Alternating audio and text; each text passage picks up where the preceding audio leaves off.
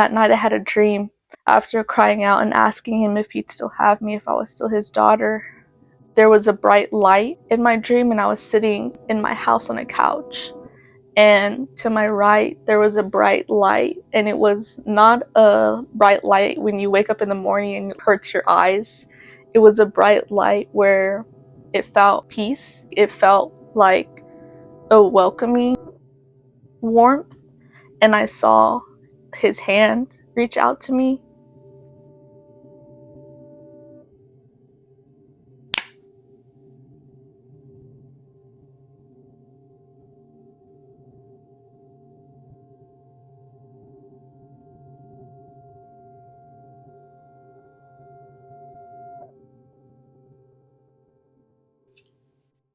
Hi, my name is Liliana. I've lived in Waco all of my life. I was born in San Jose, California. Um, and my grandpa used to own a church out there. He would preach a lot. And we moved down here to Waco, Texas when I was only a couple months. Growing up in a home, in a Christian based home, it was a lot of Christianity always around me, a lot of prayer, a lot of church events. However, my parents were not Christians, well, practicing Christians. Um, we were only brought to church unless my grandparents took us, my sister and I. And so my grandpa owning a church here in Waco, it that the access was there, but it was never forced upon us or required of us to go to church, except only when we were left in their care. Um, but I do believe it is something I'll always be grateful for, just because my grandpa really placed seeds in I and my parents. Um, yeah, I think moments growing up like that I would always appreciate. I did grow up struggling with depression and anxiety. I would say that I grew up around a lot of alcohol and a lot of partying, and that is probably just because my parents were always involved around that. And so, being young, you go with your parents wherever they go. And so, I would say just a lot of exposure from the outside world and not really being taught about Christian values or being open to going to church, or my parents asking my grandparents to teach us more about Christ. It did affect my upbringing and where I ended up leading towards in my teenage to adult years. Um, I feel I was religious, like I knew about Christianity, but I didn't practice it. And so back towards like looking back, um, I knew about faith for a very long time in my youth. I blamed God for a lot of the pain that I was suffering through. Um, Growing up, my grandparents got sick. I in my teenage years, in my high school years, um, my parents were never in a good relationship standing. My own worst relationship with my father definitely altered my idea of what a good relationship with a father is, which did alter my idea of what Christ was like. I definitely let those beliefs bleed into what the Father Jesus would expect of me.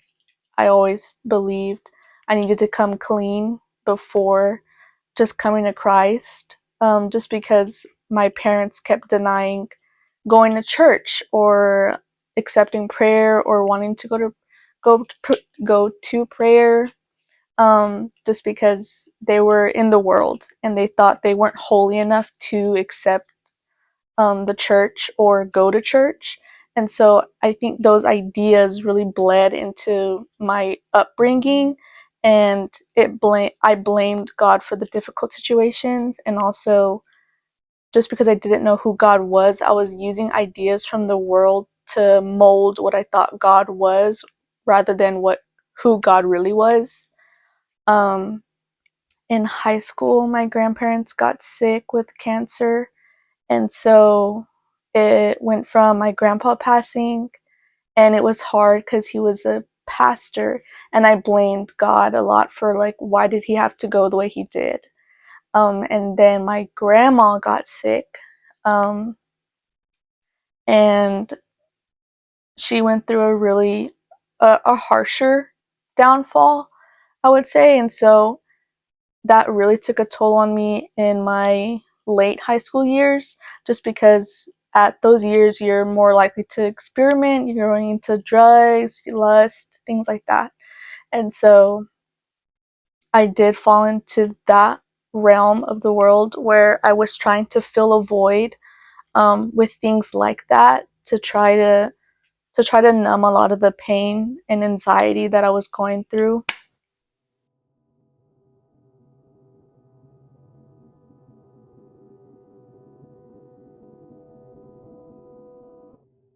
So I guess describing how my life was affected through all the hurt across my lifetime before Christ. I struggled with depression. I had many nights where I wished not to wake up. I wanted to die. Growing up, I was taught if I had committed suicide, I would go to hell. And so that instilled fear in me, and that also altered my idea of who God was. So anytime I thought about suicide, I just cried in knowing I couldn't be selfish in committing that act, but I was more afraid of going to hell. And so that definitely was a really unhealthy relationship with my idea of wanting to live, and also my idea of what Christianity meant and how Christianity could actually lead me to healing um, rather than what I thought how God disciplined his kids. I really thought he was a harsh discipliner before I got to know him later on in life.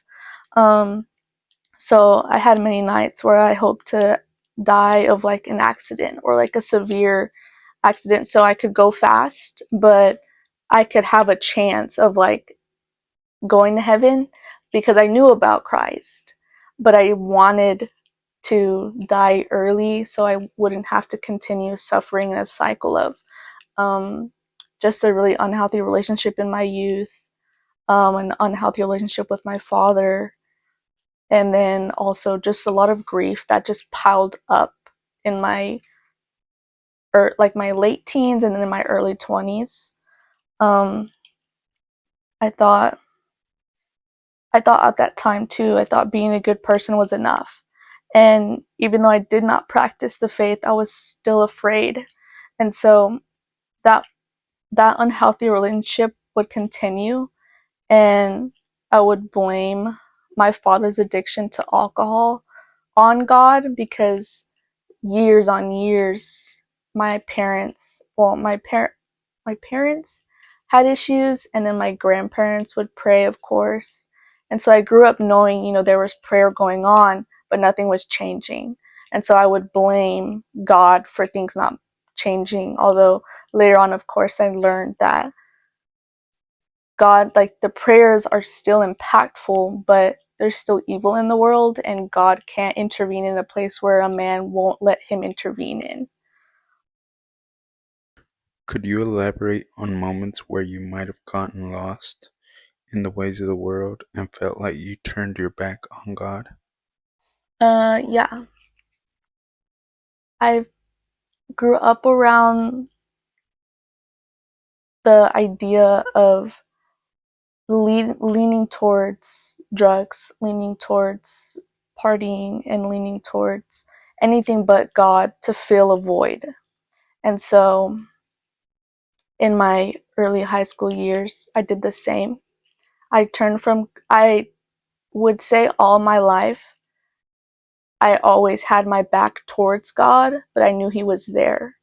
And so there wasn't an exact moment where I immediately turned my back on Him, because my back was always turned. It was something that was normal in my family.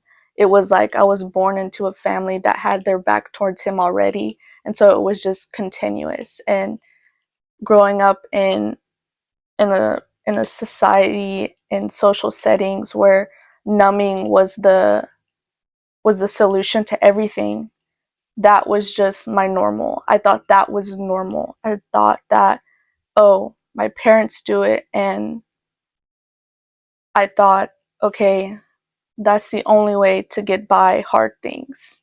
And so in high school, um, I did do drugs, not as crazy as my peers, but still, it was youth. You know, you experiment. Um, and that moment, I believe, when I chose to start getting into weed, I I think you could say that that was a moment where I turned my back and knew that I believed that that was the only thing that was going to heal and numb the anxiety and the loud voices of depression and suicide. Now, Liliana, could you tell us your turning point or your breaking point in your life that led you back to the feet of Christ? Um, I did have an early incident where I took a bad drug and led me to a really bad reaction.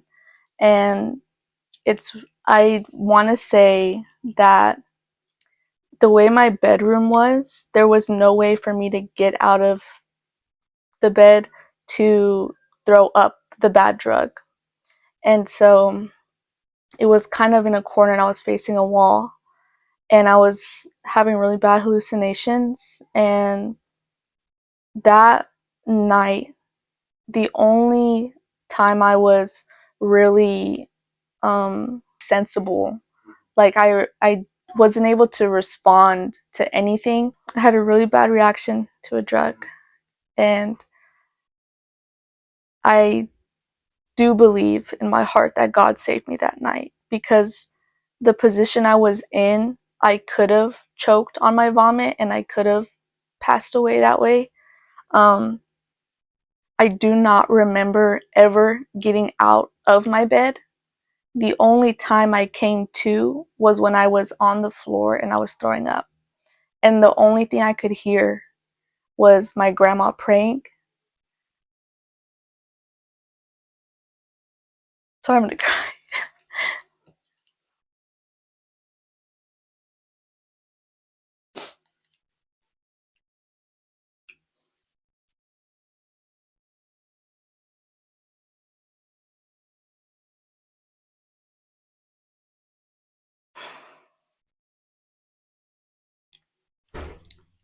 Anyways, after that day, I had came to. I was still feeling the after effects, but when I recognized that the only thing I could hear was her prayers, and I was on the second floor, and my grandma was on the first floor, and she was in hospice at that time. And so I really do believe like that was God saving me. Um, After that day, when I was coming back, you know, I was still getting the drugs out of my system. Um, my Dia, who was there at the time, helping take care of her on hospice, she told me that my grandma, they didn't tell her that I was having a really bad reaction upstairs, of course, because they didn't want to scare her. And um, my grandma told my Tia that night, she was like, something's going on in the house. And this was when I was leaning over. You know, I don't think I was even awake at this time yet. All I could hear was her prayers when I was finally throwing up. Um, she said to my tia that like something was going on in the house and that she needed to pray. And so she just started praying over the house and praying over everyone. And so I really do believe that that night, because of her, she saved me.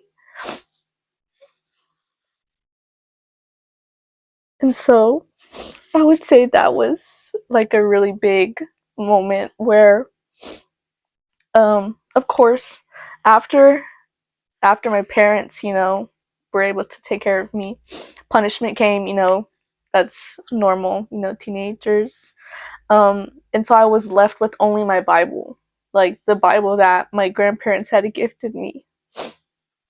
And so I just started reading the Word, and I was only 16 or 17, and at that time it wasn't um as popular, I would say, because there's definitely more of like a Jesus high happening in the youth in our age, which is really good.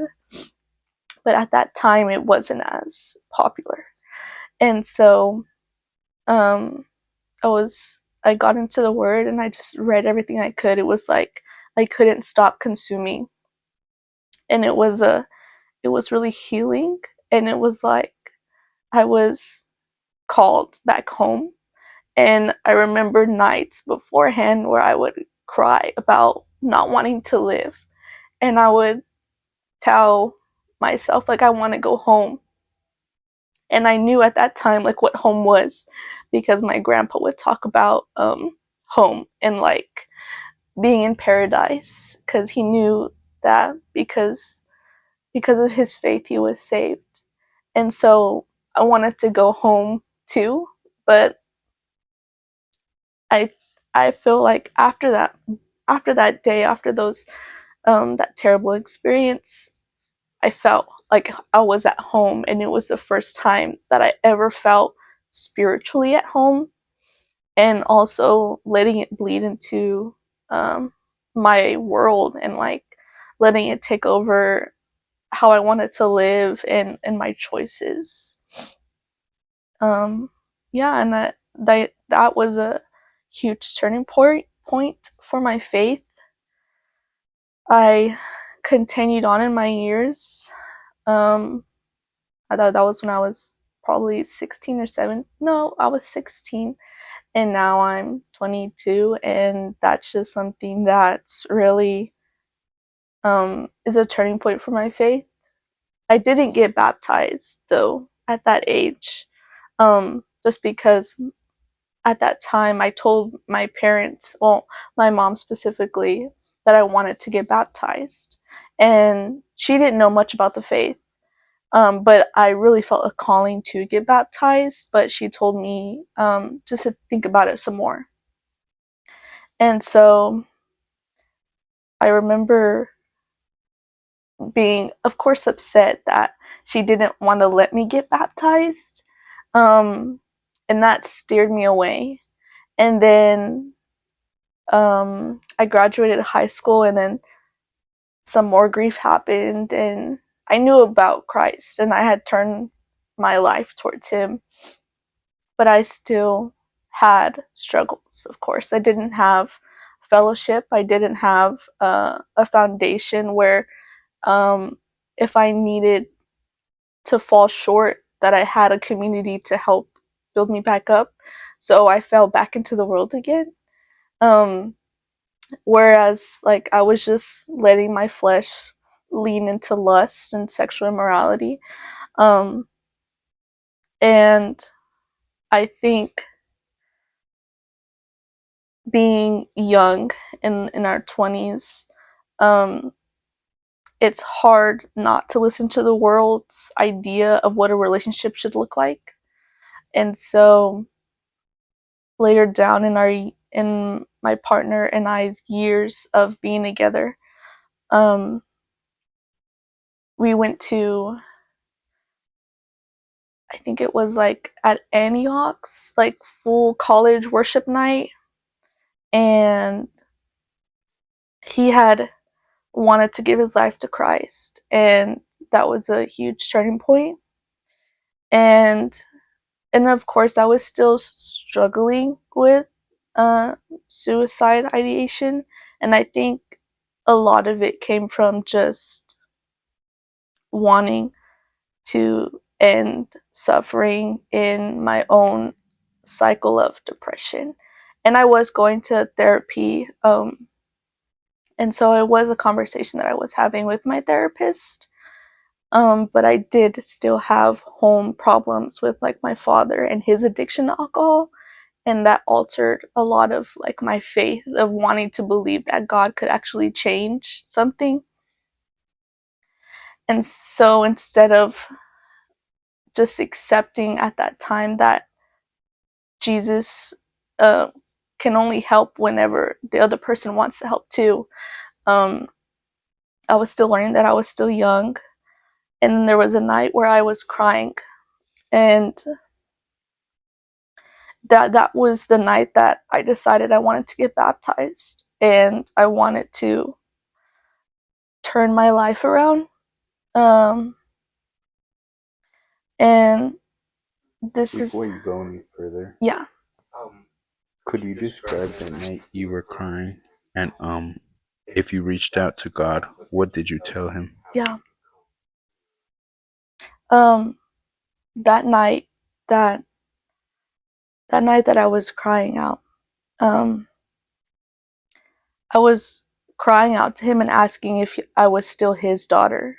I was asking him if he would still have me because I thought that my salvation could be lost. Because beforehand, when I had given my life to Christ, when I had fallen to drugs in that traumatizing moment, and then I had fallen back into the world, I thought that I could never be saved again. That I had committed blasphemy, but was um, that of course was not the case, you know. And that night I was crying out asking him for forgiveness, and that if he would still have me and if he would still have me as his daughter, and that I wanted his relationship back and I wanted to come back to him. um and so that night I had decided to read my Bible and try again, and I had felt nothing. And that stirred something in me because I thought I needed to feel something like an emotional high to know that God was there. Um, and I thought because of how far I strayed, God gave up on me. And so I cried deeply. I cried out to God, and I asked if I was still his daughter. And I had fell asleep crying. And I know that this might sound like, oh, well, you were just crying about it. Of course, you're going to have a dream about it. But I don't believe when you follow Christ that coincidences are a true thing. You know, God has really shown me across my life that where he was and where he had been waiting the whole time. And so that night I had a dream after crying out and asking him if he'd still have me, if I was still his daughter. Um, there was a bright light in my dream, and I was sitting in my house on a couch, and to my right there was a bright light, and it was not a bright light when you wake up in the morning and it like hurts your eyes. It was a bright light where it felt peace, like it felt like a welcoming warmth, and I saw his hand reach out to me, and I heard him say like to that I was his daughter, that he said my daughter. And I reached out to his hand, and like the dream was over. But at that moment when I woke up, it was reassuring that I was still his, that I was always his. I was his before falling into the world, and I was his after coming back home, regardless of how I came. And I think that was really the moment where from that point on I got baptized. And um, of course, I still struggle with sin. Every follower of Christ struggles with sin, but it's a time. It's I'm in a moment of in following Christ. From that point on, I didn't think anymore about I could lose my salvation if I just fall short one day. It was a healing moment where I'm always going to be his daughter. Can you describe who Christ became in your life from that moment on? Yeah. Um, in that moment, going forward, Christ was a father. He was my teacher, and I'm continually learning in every season of my life who Christ is. He's all the above. He's a father, he's a teacher, he's a listener, he's your partner.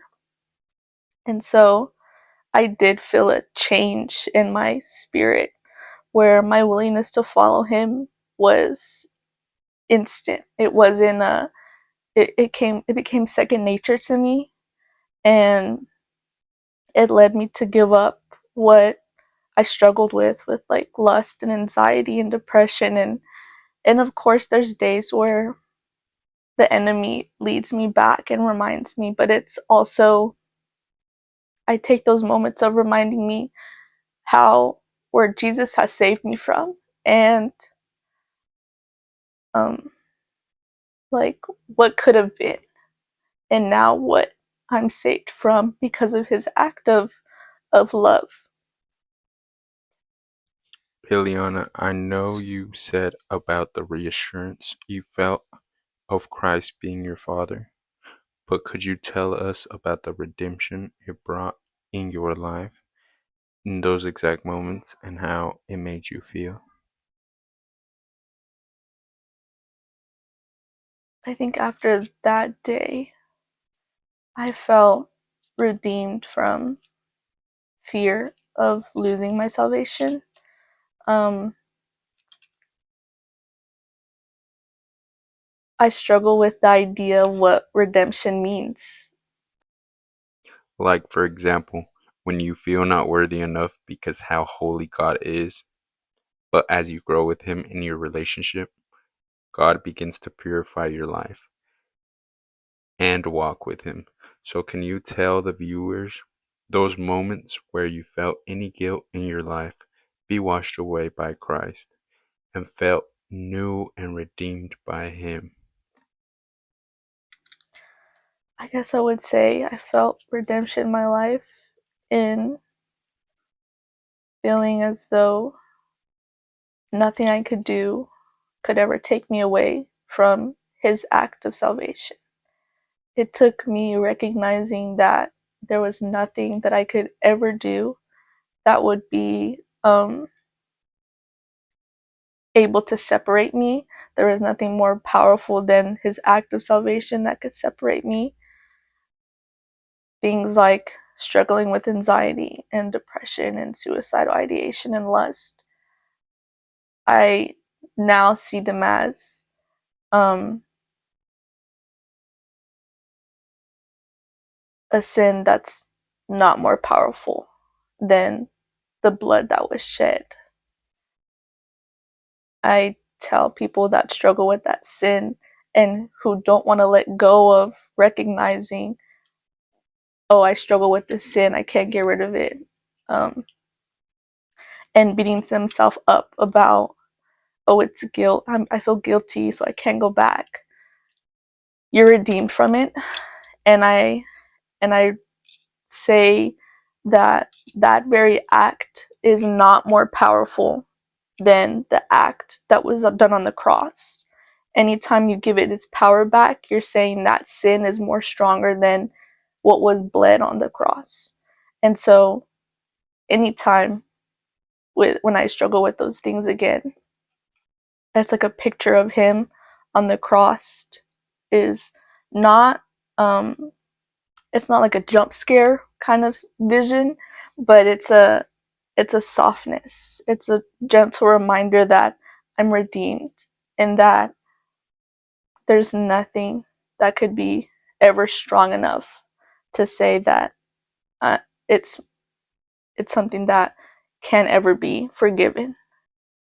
Now, I know you answered on who Jesus was in that moment, but could you tell us who Jesus is to you now after everything that you have endured? Um, Jesus to me now is a father and a teacher. Um, a father is teaches their children the way to walk, and always provides a cushion when they fall.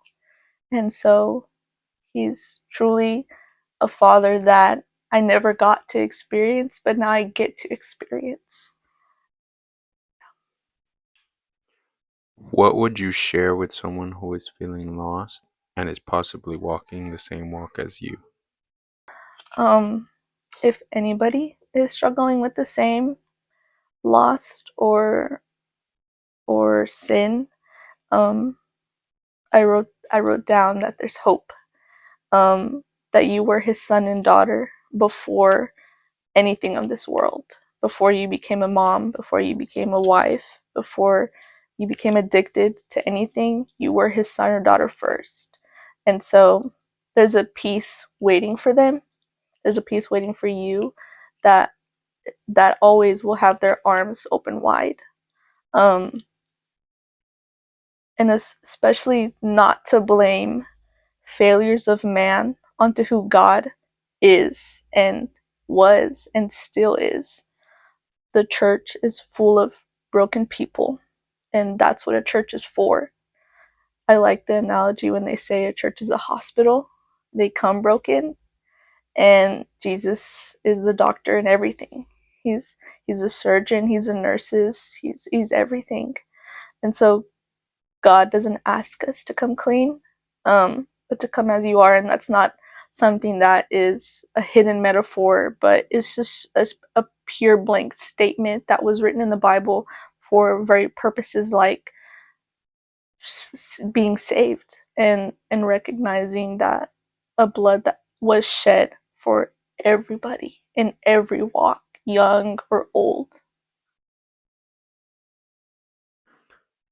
And lastly, if you could tell people who are viewing this anything about God, what would you say to them? And what would you say to the unbeliever who is struggling in perhaps the same sin that you once struggled in? Yeah. I would ask them to find a church, or God, I would just hope somebody would evangelize to them in the right way, of course. But for somebody who doesn't know anything about God, um, he's he's a warm son. Like he's he's a warm hug, and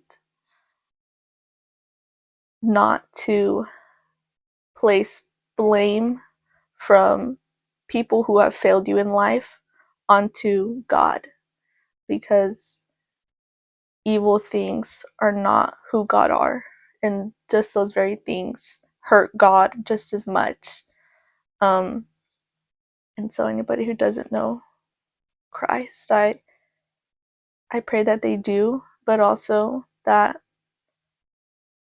they hear me out when I say that He's truly a healer, and that there are many people from different walks of life with the same testimony of coming back home that is worthy of listening to, and also worthy of hearing out. That it isn't a coincidence that there's so many people out in the world that have the same healing power that Jesus has placed on them. But yeah, it's powerful. And to close things off, if you could end with a prayer for any viewer who may be watching that could be in a bad situation or a bad moment in their life, that feel like they have fallen short and the devil has a stronghold on them, that they may just return home to Christ. Heavenly Father, we reach out to whoever's viewing this video, to the people in this room and the producers that make this possible, God. Um, I pray that the listener learn something about God that they've never heard before, that it sparks a curiosity, that it sparks healing, that it scares away the enemy whispering in their head saying that they're not worthy, or saying that that it's not possible for you, or the enemy trying to say that it can never happen to you or it's different. No, Father, I ask that you reign peace over them, and a silent voice loud enough to where, Jesus, you bring healing to their heart, that the listener can't help but stop and feel the tug on their heart to come to you, Christ. I pray that this is shared for other families, or listeners or youth or elders, that it touches somebody and that it brings them to Christ and it sparks curiosity. In Jesus' name, amen.